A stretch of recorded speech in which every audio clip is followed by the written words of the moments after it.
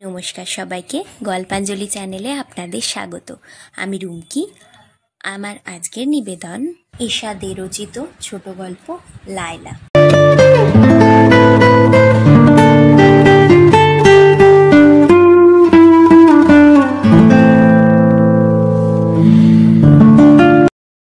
এতকাল বাদে হঠাৎ লায়লাকে মনে পড়ল। ঝাঁঝা দুপুর 3টেই ছোট ননদের কন্যা ঝুনু আয়োজিত দুস্থ মেয়েদের হস্তশিল্প প্রদর্শনী দেখতে দেখতে কয়েক দশক প্রবাসে কাটানোর পর কলকাতায় প্রত্যাবর্তন। দীর্ঘ অনুপস্থিতিতে মরচে ধরা সম্পর্কগুলো ঝালানো আবশ্যক। অতএব দর্শনীয় বস্তুগুলি আমার সরলীকৃত প্রৌঢ় জীবনযাত্রায় সম্পূর্ণ অকেজো হলেও দুটো একটা কিনতে হচ্ছে। ঝুনুর উৎসাহী বান্ধবীরা হাজির। আলাপ হলো, কথায় কথায় প্রকাশ পেল অনেকেই একটি কলেজের প্রাক্তন ছাত্রী। কলেজের নাম শুনে জিজ্ঞাসা করি, আচ্ছা, তোমরা হিস্ট্রি ডিপার্টমেন্টের লায়লা আলমকে চিনতে? আমার ক্লাসমেট ছিল এমএতে। লায়লা ম্যাডাম চিনি বই কি, আমাদের সময় উনি তো হেড। আমাদের 3 জনের হিস্ট্রি অনার্স ছিল, আমাদের পড়িয়েছেন। তবে উনি তো লায়লা আলম নন, লায়লা হোসেন। লায়লা হোসেন? বিস্মিত হই। আমাদের লায়লা তো শেষ পর্যন্ত কি বিয়ে করলো? জিজ্ঞাসা করি ওদের একজনকে, আচ্ছা, তোমাদের লায়লা ম্যাডাম কি ম্যারেড? হ্যাঁ, আমরা যখন ফাইনাল ইয়ারে ওর মেয়ে 11 ক্লাসে ভর্তি হলো। ঝুনু যোগ করে, ওই পাড়াতেই থাকেন। সামনে বাঁ দিকে নেক্সট টার্নের পর একটা মসজিদ, তারপর খানিকটা গিয়ে ডাইনে মোড়, 5ম কি 6ষ্ঠ বাড়ি। বড়জোর মিনিট 10-এর রাস্তা। যাও না মামিমা, দেখা করে ফেলো, এতদিন বাদে খুব মজা হবে। এই মিতা, তুই ফেরার সময় বাড়িটা দেখিয়ে দিস তো। দীর্ঘ সম্পর্কহীনতার সংকট ছাপিয়ে যায় ওদের আগ্রহ ও আমার কৌতূহল। বেলা প্রায় 4টে, তখনও বেশ রোদ। পথ প্রদর্শক মিতার সঙ্গে হাঁটছি। সেদিনও এমন এক অপরাহ্ন ছিল না। টিউটোরিয়ালে সেরে কলেজ স্ট্রিট দিয়ে হাঁটছিলাম। লজ্জর স্টেট বাসের ভিড়ে চিঁড়ে চ্যাপ্টা হয়ে দাঁড়িয়ে দাঁড়িয়ে বাড়ি ফেরার নিশ্চিত সম্ভাবনায় বিষণ্ণ। পাশে এসে প্রায় থেমে গেল একটি ঝকঝকে গাড়ি। জানালায় একটি নরম নরম ফর্সা পরিচিত মুখ, জাহানারা। আমার সঙ্গে টিউটোরিয়ালে ছিল। কোন দিকে যাবে? আশান্বিত আমি পাল্টা প্রশ্ন করি। তুমি কোথায় যাবে? West range, park circus. আসবে? পার্ক সার্কাসের মোড়ে নামিয়ে দিও, ভেতরে উঠে বসি। গাড়ির গতি বাড়ে। তোমার বাড়ি কি ঠিক মোড়ে? না না, হাজরা রোডে। যে কোনো বাসে বা ট্রামে বালিগঞ্জ ফাঁড়ি চলে যাব। কটা স্টপ, ফাঁড়িতে নেমে 5 মিনিটের হাঁটা, ব্যাস পৌঁছে যাব। তোমরা কেমন একলা একলা চলাফেরা করো?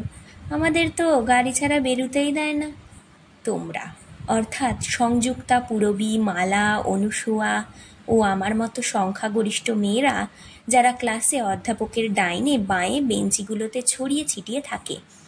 আমরা মানে এই জাহানারা, বিলকিস, দৌলত, হাসিনারা, যারা অধ্যাপকের মুখোমুখি আলাদা একটা বেঞ্চিতে একসঙ্গে বসে। ক্লাসে আসা যাওয়ার পথে দুপক্ষের মধ্যে মধুর হাসি ও ইংরেজিতে ভদ্রতাসূচক বাক্য বিনিময় হয়। ধরেই নেওয়া সুবেশ সুন্দরী, স্পষ্টত সচ্ছল লোরেটো কলেজে পড়া মুসলমান মেয়েরা পাঁচাপাঁচি কালো কেলে বাংলা পড়া মধ্যবিত্ত হিন্দুদের থেকে সন্ত্রস্ত। তারা যেখানে সেখানে হো হো হা হা করে বেড়াবে না। দল বেঁধে লনে বা কফি হাউসে অবসর সময় আড্ডা দেবে না। ক্লাস হয়ে গেলেই ইউনিভার্সিটির সঙ্গে সম্পর্ক শেষ। যে যার গাড়িতে চড়ে চলে যাবে। আজ বাই চান্স এদের একজন জাহানারার সঙ্গে ওদের একজন মানে আমার এত কাছাকাছি আসা। তুমি রোজই সোজা বাড়ি ফিরে যাও না? হ্যাঁ, এখানে আমার একদম ভালো লাগে না। কেন? ভারী বোরিং, খালি পড়াশোনা আর পলিটিক্সের কথা। আমার হাজব্যান্ড চাই আমি এমএটা কমপ্লিট করি, তাই পড়া। পরীক্ষা হয়ে গেলেই তো আমরা ইউএসএতে চলে যাব। বাহ, তাই নাকি? কতদিন থাকবে ওখানে? বরাবর, আমরা তো ওখানেই সেটেল করব। সে কি, কেন? আমাদের সবার ফ্যামিলির কতজন বাইরে। আমার 2 দাদা মালয়েশিয়ায়, একজন ব্রাদার ইন ল ইংল্যান্ডে, অন্যজন অলরেডি ইউএসএতে। তোমাদের মা বাবারা সব এখানে খুব একা ফিল করবেন না? তা একটু করবেন, তবে সকলেই জানেন এছাড়া উপায় নেই। আমরা তো মাইনরিটি, এখানে কোনো ফিউচার নেই। ছেলেদের কাজ পাওয়া, মেয়েদের বিয়ে শাদি। খুব অপ্রস্তুত বোধ করি। বাইরে থেকে এদের চেহারা, সাজ পোশাক, চালচলন দেখে ভাবতাম না জানি কি সুখের জীবন। এক একজন হুড়ি পরীর মতো রূপসী, থাকবে যেন আলমারিতে সাজানো কাচের পুতুল। ভেতরে ভেতরে এদের এত সমস্যা। একসঙ্গে পড়ি, কাছাকাছি বাস করি, তবু কত দূর, যেন অন্য জগতের বাসিন্দা। একমাত্র লায়লা হচ্ছে এ জগতের সঙ্গে আমাদের যোগসূত্র। একমাত্র ওই বসে আমাদের পাশে। এসেছে বেবন থেকে, পরিষ্কার কাটা কাটা বাংলা বলে, হিন্দুস্থানি টানে, হই হই করে, আড্ডা দেয়, সবই আমাদের সঙ্গে। পরদিন লায়লাকে জাহানারার ইতিবৃত্তটি শোনাতেই স্বভাবসিদ্ধ ভঙ্গিতে নাক সিঁটকই। টিপিক্যাল মাইনরিটি কমপ্লেক্স, সবসময় একজোট হয়ে ঘেঁটো বানিয়ে থাকবে, বাইরে কারোর সাথে মিশবে না, এখানে নাকি ফিউচার নেই। কেমন করে থাকবে? কম্পিট করতে পারে? পাবে তো একটা লো সেকেন্ড ক্লাস। আমেরিকায় কি হাতি ঘোড়া হবে? সাদা চামড়ার দেশে রাস্তা ঝাঁট দেওয়াও এদের ভালো, বুঝলে? ওর ওই কমার্স গ্র্যাজুয়েট হাজবেন্ড ওয়াশিংটন কি নিউ ইয়র্কে চিকেন কারি রাইসের স্টল খুলবে, ওটাই ওদের বেহেস্ত। লায়লা গড় গড় করে শুধু জাহানারার নয়, বাকি সকলের, বিলকিস, হাসিনা, দৌলতের সম্ভাব্য ভবিতব্যের বর্ণনা দিয়ে যায়, টিকা টিপ্পণী সহযোগে। সত্যি লায়লার তুলনা নেই। এমএ ক্লাসের শুরুতে ওদের সঙ্গে প্রথম আলাপেই আমাদের তাক লেগে গিয়েছিল। গায়ের রং পাকা গমের শীষ, ডিমের মতো ডৌল মুখ, ঈষৎ লম্বাটে নাক, এক ঢাল সোজা সোজা মিশকালো চুল, কপালের ওপর এলিজাবেথ টেলরের ক্লিওপ্যাট্রার ছাঁচে কাটা। হাসিটা মধুবালা না নার্গিস, কার সঙ্গে বেশি মেলে সে নিয়ে আমাদের প্রায়ই তর্ক চলে। সবচেয়ে অসাধারণ ওর ঈষৎ সরু টানা টানা চোখের ঘন কৃষ্ণ তারা, যেন দুটি কালো মুক্ত, ভেতর দেখা যায় না। দারুণ ফিগার, ইংরেজি ৮ অথবা বাংলায় ৪। আমরা যখন বেশিরভাগই ল্যাপাছোঁপা, ওর শরীরে তখন ঢেউ খেলছে।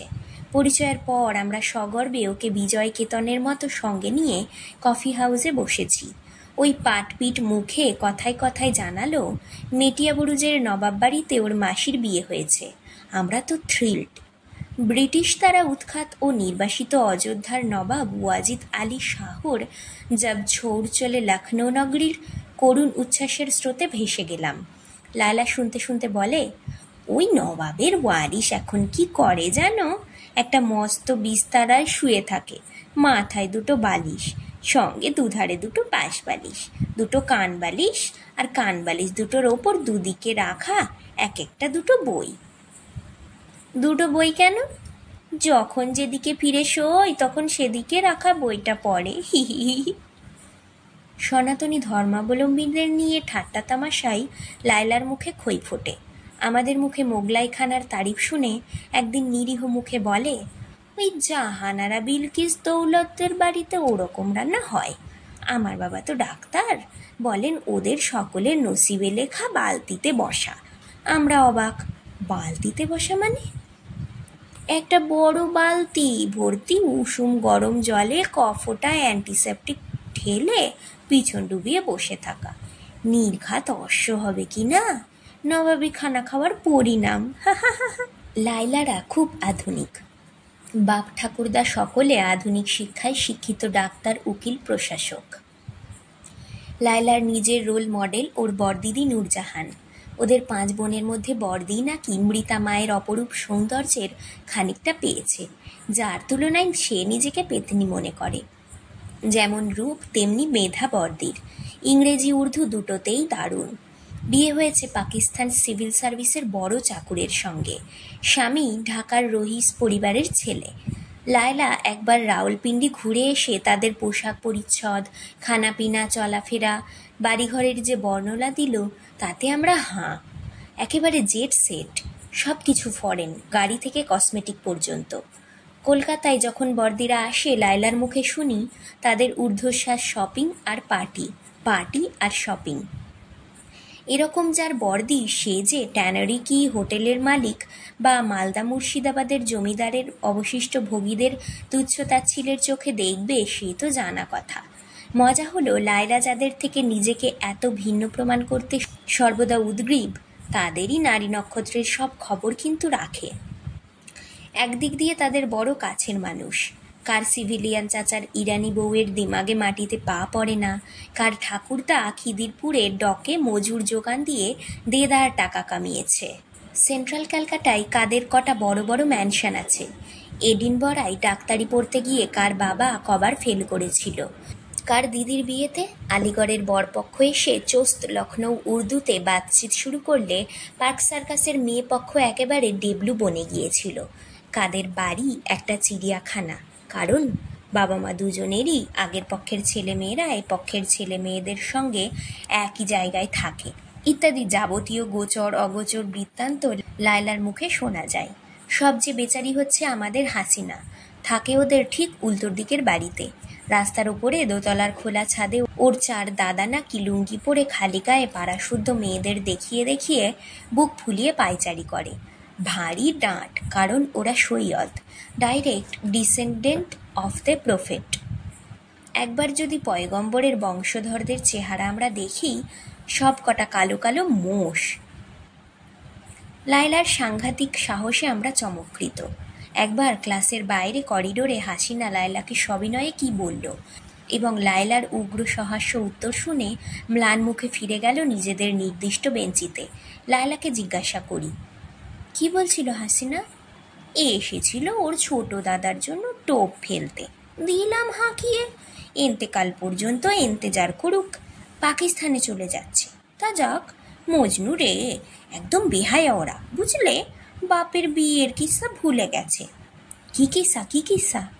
ও তোমাদের বলিনি? হাসিনার ঠাকুরদা পলিটিক্স করতো, কি একটা মিনিস্টার হয়েছিল, একটা ভালো ফ্যামিলির খুবসুরত মেয়ের সঙ্গে ছেলের বিয়ে ঠিক করেছে। শাদির সব ইন্তেজাম হয়েছে, রিশতেদাররা এসেছে, গেস্ট সব হাজির। বরকনে দুটো ঘরে, মৌলবি আর 3 জন সাক্ষী আছেন।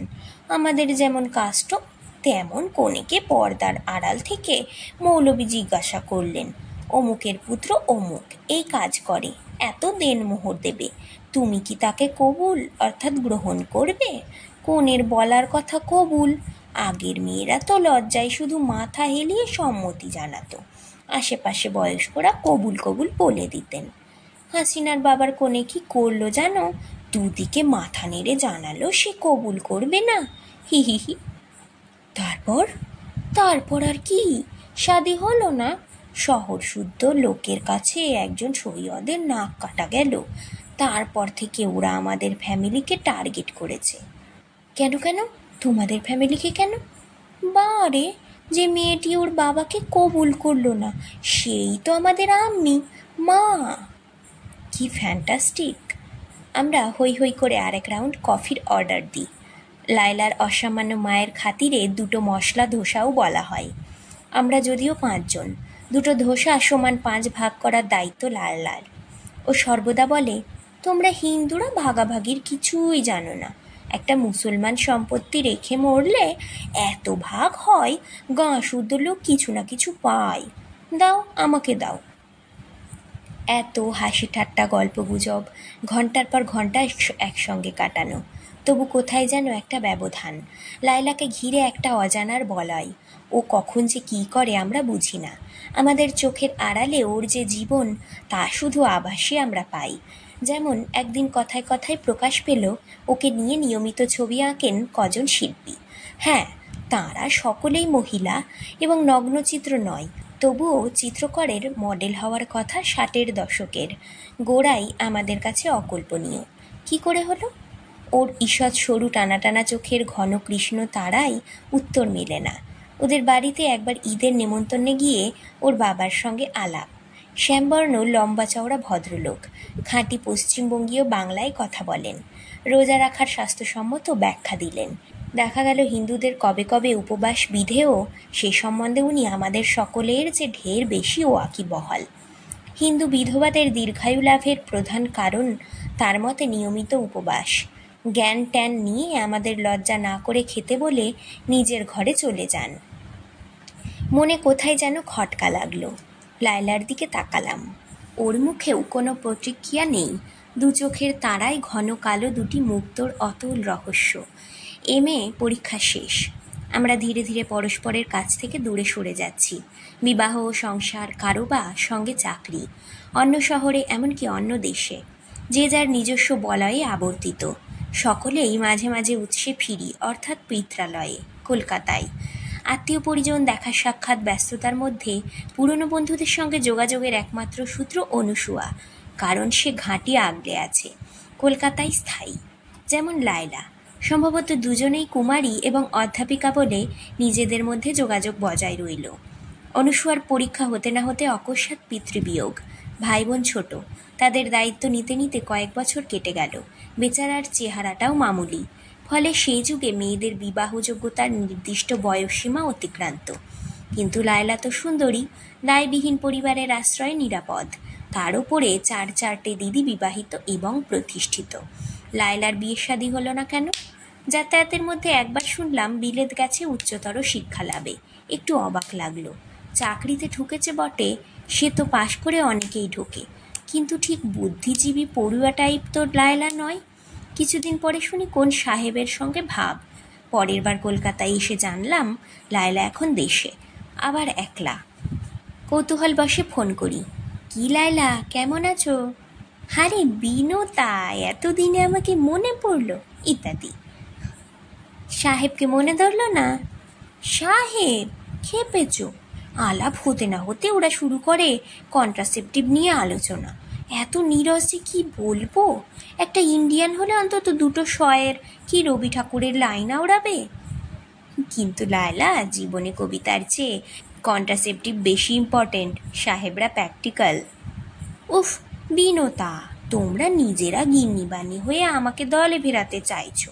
আমি কবিতা টবিতা শুনতে ভালোবাসি, আমার রোম্যান্স না হলে চলে না। বুঝতে পারি কবছর স্বামী সন্তান গৃহস্থালির জাঁতাকলে পিষ্ট হয়ে আমাদের চরিত্র অনেক পাল্টে গেছে। তারুণ্যের আবেগ বা উদ্ধত্ত কিছুই আর নেই। দেখা না হলে কল্পনা করি লায়লার অপরূপ শরীরে, উচ্ছল চরিত্রে আর সেই চোখের কালো দুটি মুক্তই ধরা আছে আমাদের হারিয়ে যাওয়া যৌবন। আমাদের থেকে ভিন্ন হয়েই লায়লা আমাদের অন্তরে, ভাবতেও ভালো লাগে। বাংলাদেশ মুক্তিযুদ্ধের পর কলকাতায় এলে যথারীতি অনুসূয়ার সঙ্গে ফোনে কথা হচ্ছে। লায়লার প্রসঙ্গ উঠতেই বলল, জানিস ওর সেই বড়দিদি নূরজাহান মারা গেছে, খুন। সে কি রে, কোথায়, কেন? বাংলাদেশে। ভদ্রমহিলার স্বামী মুক্তিযুদ্ধের সময় নিখোঁজ হয়ে যান। ওদের এক মেয়ে আমেরিকায় থাকে। লিবারেশনের পর ভদ্রমহিলা প্রথম মেয়ের কাছে চলে গিয়েছিলেন, কিন্তু বেশি দিন থাকতে পারেননি। তারপর এখানে, মানে কলকাতায় ছিলেন। তখন আমি একবার লায়লাদের ওখানে গিয়েছিলাম। মহিলার বয়স হয়েছে, এত টালমাটাল গেছে, তবু কি অপরূপ চেহারা, আর খুব ডিগনিফাইড, দেখলেই মনে হয় অভিজাত। কিন্তু কথাবার্তা খাপ ছাড়া, মাঝে মাঝে কীরকম অন্যমনস্ক হয়ে যান। বাড়িতেই আছেন, অথচ পরনে একটা দারুণ জমকালো দামি ঢাকায়। লায়লার ব্যবহারও ভারী অদ্ভুত লাগলো। তোর মনে আছে এই বড়দিদিকে কীরকম হিওয়ারশিপ করতো? বড়দি বলতে অজ্ঞান, অথচ সেদিন কেমন মনে হলো কোনো টানই নেই, বরং কেমন বিব্রত, অপ্রস্তুত। স্ট্রেঞ্জ, এরকম ট্র্যাজিক সিচুয়েশন, নিজের দিদি অথচ সহানুভূতি নেই। সহানুভূতি নিশ্চয়ই ছিল, কিন্তু ওর এখানে থাকাটা আমার মনে হয় অস্বস্তিকর হয়ে উঠেছিল। হতে পারে সেই জন্যই উনি বাংলাদেশে ফিরে গেলেন। এখন কিন্তু লায়লা একেবারে বিধ্বস্ত। খুব খারাপ লাগলো। ভাবলাম লায়লাকে সমবেদনা জানাই। ফোন করলাম। সেই পুরাতন সজীব কণ্ঠস্বর, বিনোতা, কতকাল পরে, বলো কি খবর? ও বড়দি?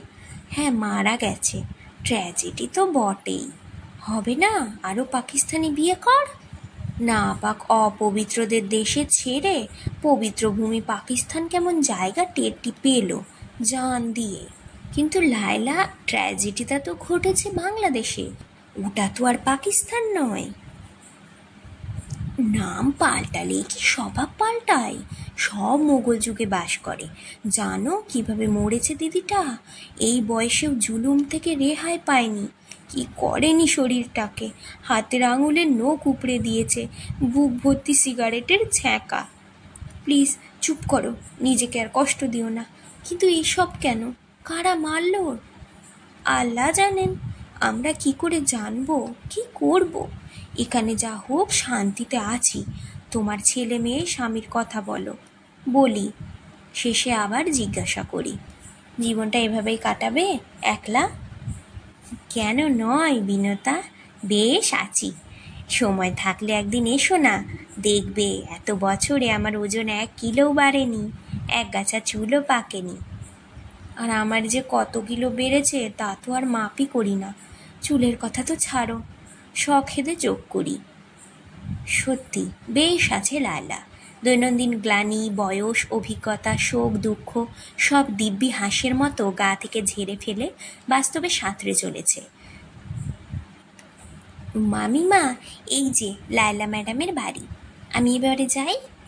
চটকা ভাঙে। এতক্ষণ অতীতে ফিরে গিয়েছিলাম। ভাগ্নির বন্ধু মিতাকে ধন্যবাদ দিয়ে ইতস্তত পদে গেট খুলে বারান্দায় উঠি। আমাদের লায়লা তো। বছর 25 আগে অনুসুয়ার হঠাৎ এনকেফেলাইটিসে মৃত্যুর পর যোগসূত্রটা ছিন্ন হয়ে গেছে। অনিশ্চিত হাতে দরজার পাশে বেল টিপি। একটা পাল্লা খুলল। ঘোর কালো ভারিকি চেহারার বৃদ্ধ সামনে দাঁড়িয়ে। প্রায় দুরু দুরু বক্ষে বলি, লায়লা আছে? হ্যাঁ, ভেতরে আসুন, বসুন। যাই, বসি। চারিদিকে তাকাই। সেকেলে বাড়ি, বড়সড় ঘর, ভারী আসবাবপত্র, মেঝেতে অস্পষ্ট রঙের গালিচা, উঁচু উঁচু দরজা জানালাই ঈষৎ বিবর্ণ সিল্কের পর্দা। ঘরে ঢোকে একটি মহিলা, শরীরে মাঝ বয়সের ভাঙন, পরনে সাধারণ ছাপা কোটা শাড়ি, কাঁচা পাকা চুল কপাল থেকে টেনে পিছনে গার্ডারে বদ্ধ এতটুকু লেজ হয়ে ঝুলছে। নাকের দুপাশ থেকে গভীর দুটি রেখা চিবুক পর্যন্ত নেমে এসেছে। ঠোঁটের কোণ ঝোলা, গায়ের রং তামাটে। চোখের দিকে তাকাই, সেই সরু টানা টানা চোখে ঘন কৃষ্ণ তারা। হ্যাঁ, লায়লাই বটে। আমাকে চিনতে পারছো লায়লা? আমি বিনতা। বিনতা? কতকাল পরে! এমন বদলে গেছো যে চেনাই যায় না। আমি বা কি কম বদলেছি? এবারের ঠিকানা কোথায় পেলে? ও, তোমরা কলকাতায় ফিরে এসেছো। তোমার স্বামী রিটায়ার করেছেন। বলো, সব খবর কি? ছেলে মেয়ে? ও সব পুরনো ব্যাপার, পরে বলবো। আগে তোমার কথা শুনি। লায়লা আলম কি করে লায়লা হোসেন হলো? পেলে কোথায় শেষমেশ মনের মানুষকে? তোমার মজনু? আমি সব জানতে চাই। আরে ও তো বরাবরই ছিল। আমাদের ওয়েস্ট রেঞ্জের বাড়ির উল্টো দিকে থাকতো। হাসিনাকে মনে আছে? আমাদের সঙ্গে পড়তো। ওরই মেজো দাদা। এতদিন দেরি হলো কেন? ও তো প্রথমে আমার সেজ দিকে লাইন লাগাতো, পাত্তা পেল না। সেজদি বিয়ে করলো ইউপির বামুনকে, কনভার্ট করে অবশ্য। হ্যাঁ, ওরা আলিগড়ে থাকে।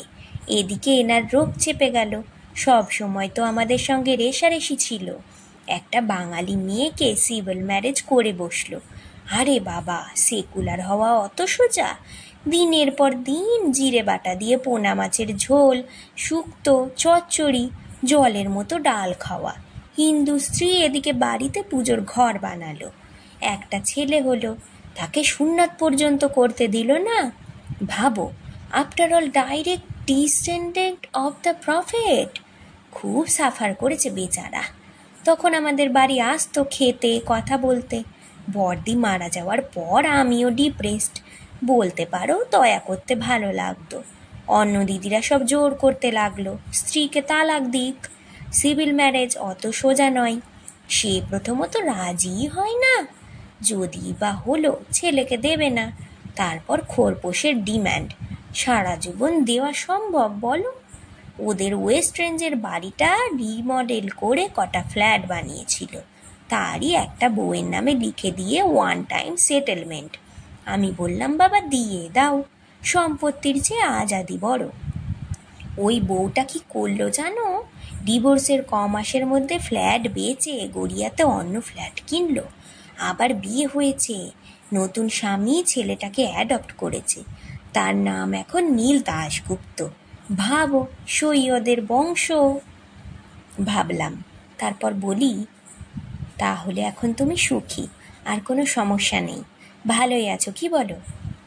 কোথায় আর ভালো আছি, লেট ম্যারেজ, পরপর দুটো সিজার করে বাচ্চা, এই বয়সে তাদের মানুষ করে তোলা, শরীরটা একেবারে গেছে, হাই প্রেশার, তার উপরে এই ড্যাম্প বাড়ি, বুকে ঠান্ডা বসে যায় হরবকত। চারিদিকে এত ফ্ল্যাট ফ্ল্যাট হচ্ছে, বাইপাসে গল্ফ কিনে নাও না একটা। সব জায়গায় তো আমরা যেতে পারি না, বয়স তো একটা মেয়ে আছে, এই পার্ক সার্কাসেই দেখছি, পাচ্ছি না, চেনা জানা সোর্স তো কিছু নেই।